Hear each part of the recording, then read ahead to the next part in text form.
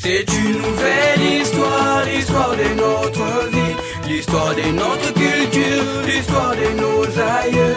Une histoire magnifique, une histoire merveilleuse. Grand-mère, raconte-nous une nouvelle histoire. C'est une nouvelle histoire, l'histoire de notre vie, l'histoire de notre culture, l'histoire de nos aïeux. Une histoire magnifique, une histoire merveilleuse. Grand-mère, raconte-nous une nouvelle histoire. C'est une nouvelle histoire, l'histoire de notre vie, l'histoire de notre culture, l'histoire de nos aïeux. Une histoire magnifique, une histoire merveilleuse. Grand-mère, raconte-nous une nouvelle histoire. Il était une fois, dans un village lointain, vivait un roi appelé Nyumanke.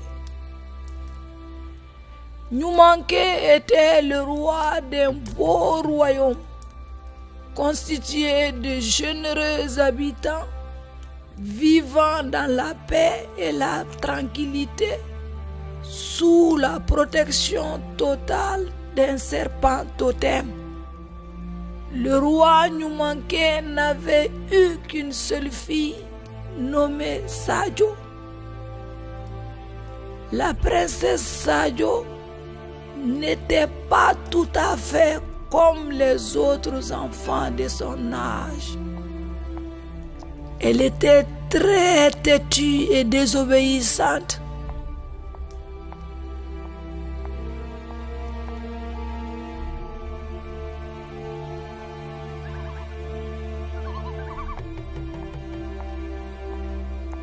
Et aussi très curieuse.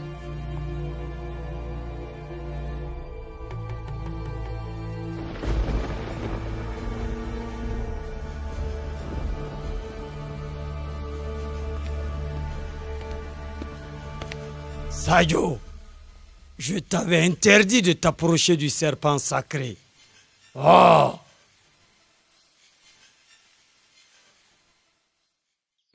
Le roi, désespéré du comportement de sa fille, fit appel à tous les sorciers de son village et même des villages voisins afin de trouver une solution pour changer le comportement de sa fille.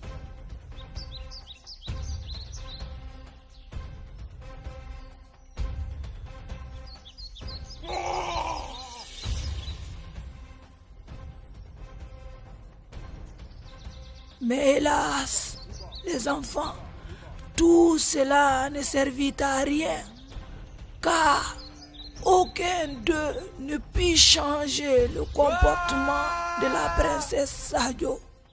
Un jour, alors que le roi triste et désolé se promenait parmi ses chevaux, Janto le cheval s'approcha de lui.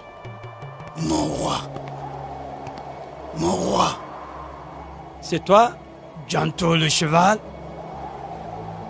Tu sais parler la langue des humains? Oui, je sais parler comme les humains, car je suis pas qu'un simple cheval.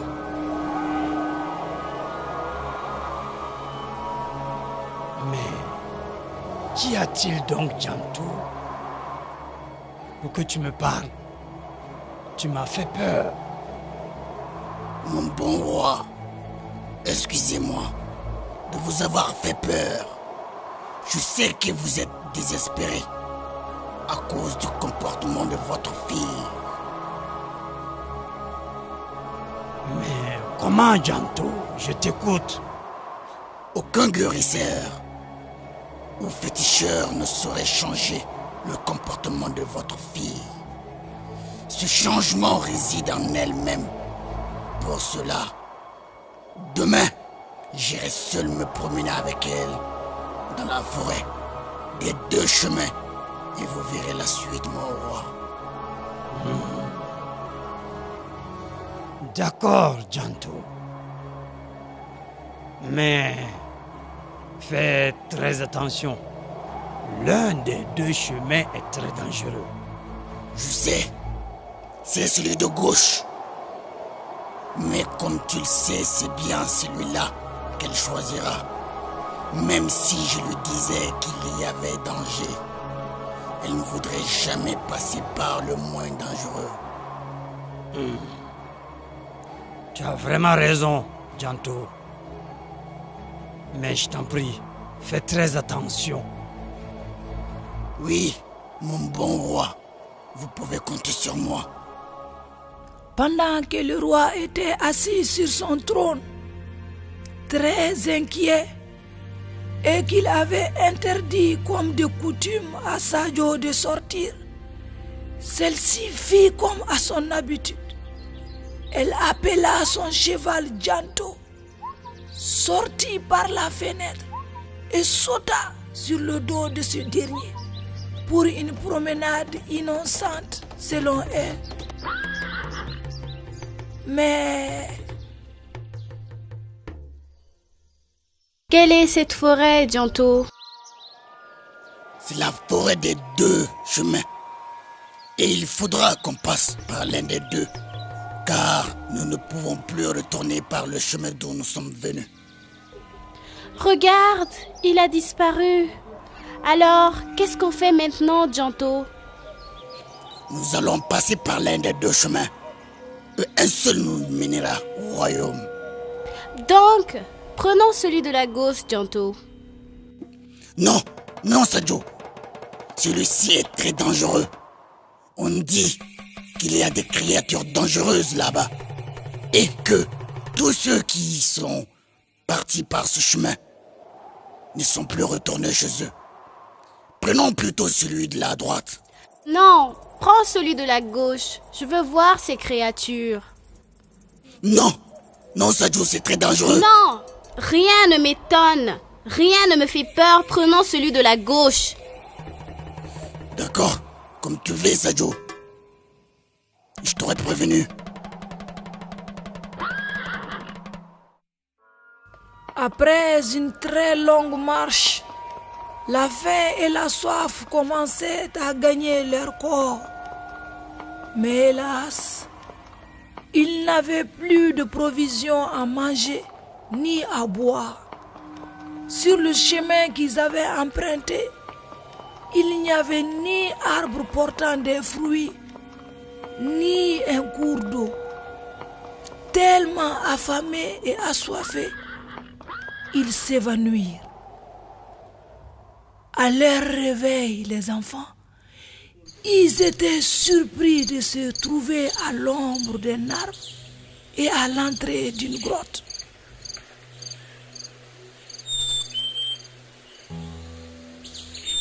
Où sommes-nous? Et vous, qui êtes-vous? Nous vous avons trouvé sur notre chemin et nous vous avons amené là.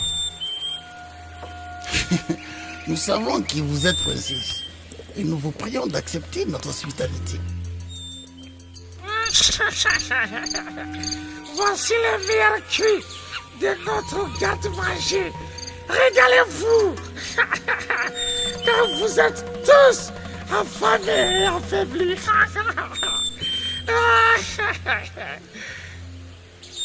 Hé, Janto, arrête tes caprices et viens plutôt manger. Après avoir mangé et bu, Sadio demanda la route. À sa grande surprise, les trois hommes lui demandèrent de les attendre, car ils avaient un cadeau pour elle. Et Janto dit à la princesse Sadio: Sadio, mon ami et ma princesse, aussi capricieuse, têtue et désobéissante que tu sois, je te conseille qu'on s'en aille le plus vite possible. Sinon, tu verras plusieurs choses qui t'étonneront dans ce monde. Ces trois hommes qui sont entrés dans la grotte ne sont pas des humains. Ce sont des monstres. S'ils sortent et qu'ils nous trouvent ici, ils nous dévoreront, et tous les deux. Donc, nous ferons mieux de nous en aller d'ici avant qu'ils ne sortent. Car moi, je n'ai pas envie de les voir sous leur véritable apparence. Allez vite, Sadio, enfuons-nous d'ici. Non! Qu'as-tu dit? Je ne partirai pas d'ici sans voir ces monstres sous leur véritable apparence. Sadio, ne joue pas à la fille capricieuse et têtue. Viens! Viens, Sadio! Non! Non et non! Donc, si tu es prête à mourir, moi je ne suis pas prêt. Je me sauve. Encore une dernière fois, Sadio. Viens! Pas question! Que Dieu te garde, ma princesse. Aussitôt que Janto fut parti, on entendit un bruit effroyable venant de la grotte. Les 3 hommes s'étaient métamorphosés en d'effroyables monstres. L'un d'eux s'était transformé en un tigre à 2 têtes. Un autre en un python à 2 têtes. Et le dernier, les enfants, le dernier en un caïman à 3 têtes et 6 pattes. En voyant donc les 3 hommes sous leur véritable apparence, la princesse Sadio s'enfuit en appelant Janto au secours. Janto! Janto!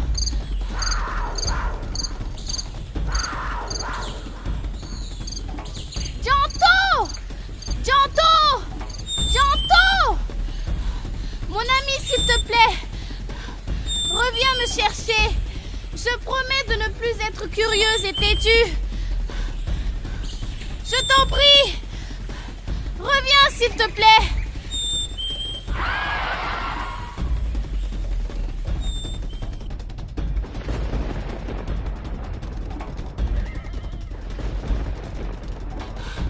Tu ne peux pas savoir à quel point je suis contente de te retrouver. Mais s'il te plaît, va plus vite avant qu'on ne leur serve de repas. Je fais ce que je peux, princesse. Arrache 3 poils de ma queue. Crache dessus en promettant de ne plus être ni trop curieuse, têtue et désormais très obéissante. Puis, après, jette les poils derrière nous afin de les anéantir. Je promets de ne plus être curieuse, ni têtue, et d'être désormais très obéissante. Je promets de ne plus être curieuse, ni têtue, et d'être désormais très obéissante. Je promets de ne plus être curieuse, ni têtue, et d'être désormais très obéissante.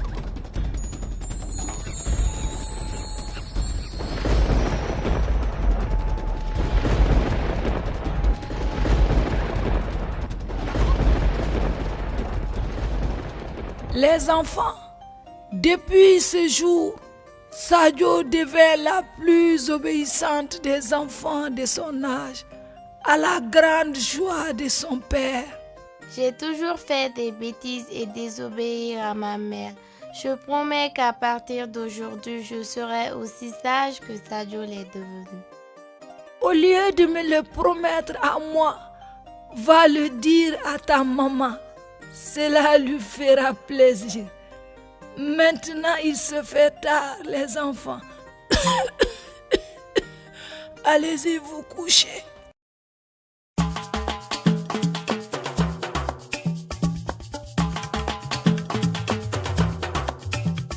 C'est une nouvelle histoire, l'histoire de notre vie, l'histoire de notre culture, l'histoire de nos aïeux. Une histoire magnifique, une histoire merveilleuse. Grand-mère, raconte-nous une nouvelle histoire. C'est une nouvelle histoire, l'histoire de notre vie, l'histoire de notre culture, l'histoire de nos aïeux.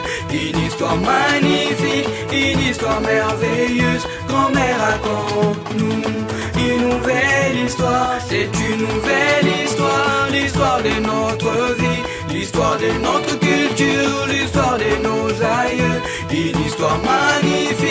une histoire merveilleuse. Grand-mère, raconte-nous une nouvelle histoire.